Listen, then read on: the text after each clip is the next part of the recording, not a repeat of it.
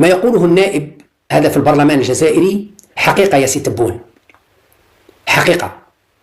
أنا اليوم نقرأ في خبر بصراحة تأسفت، كارثة. وزير التجارة طيب زيتوني مع مدير عام الجمارك بخوش نازلين للبور ويتكلموا كأنهم حققوا إنجاز عظيم. يتكلم أنهم تمكنوا من تحرير رهينة. شنو هذا الرهينة؟ أطنان تاع قهوة، تحرير أطنان من القهوة كانت مكدسة في الميناء. وين مكدسة في الميناء؟ مكدسة في الميناء هي مفهمتش أنا هذه مكدسة في الميناء هذه، فهموني أنا بالعقل، هذه بالعقل خليني نتكسر مليح وفهموني. أطنان من القهوة الخضراء مكدسة في الميناء. واحد هذايا خبل القهوة في الميناء باش يحتكر القهوة في السوق ونادرة القهوة.